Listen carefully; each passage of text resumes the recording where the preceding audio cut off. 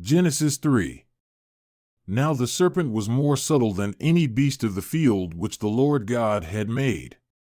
And he said to the woman, Has God said, You shall not eat of any tree of the garden?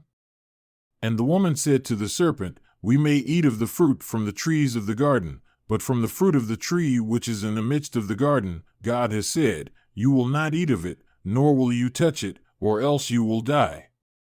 Then the serpent said to the woman, You surely will not die. For God knows that on the day you eat of it your eyes will be opened, and you will be like God, knowing good and evil. When the woman saw that the tree was good for food, that it was pleasing to the eyes, and a tree desirable to make one wise, she took of its fruit and ate, and she gave to her husband with her, and he ate. Then the eyes of both were opened, and they knew that they were naked.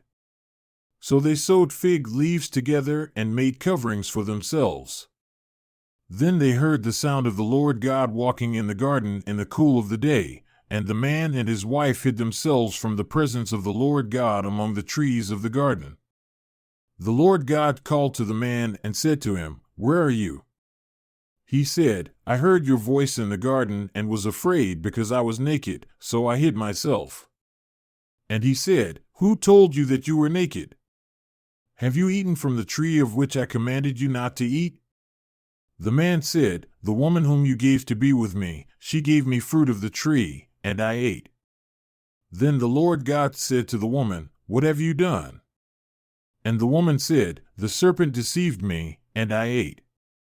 The Lord God said to the serpent, Because you have done this, you are cursed above all livestock, and above every beast of the field.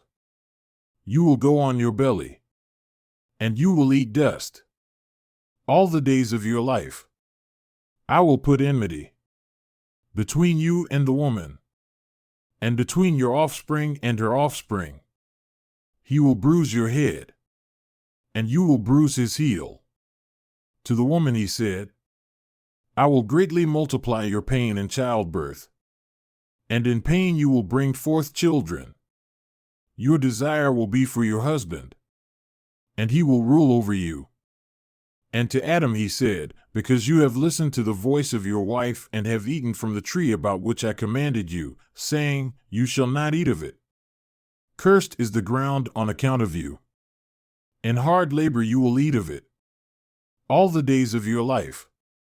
Thorns and thistles it will bring forth for you, and you will eat the plants of the field. By the sweat of your face you will eat bread, until you return to the ground, because out of it you were taken. For you are dust, and to dust you will return. The man called his wife's name Eve, because she was the mother of all the living. The Lord God made garments of skins for both Adam and his wife and clothed them. The Lord God said, The man has become like one of us, knowing good and evil. And now he might reach out his hand and take also from the tree of life and eat and live forever. Therefore the Lord God sent him out from the Garden of Eden to till the ground from which he was taken. He drove the man out, and at the east of the Garden of Eden he placed a cherubim and a flaming sword which turned in every direction to guard the way to the tree of life.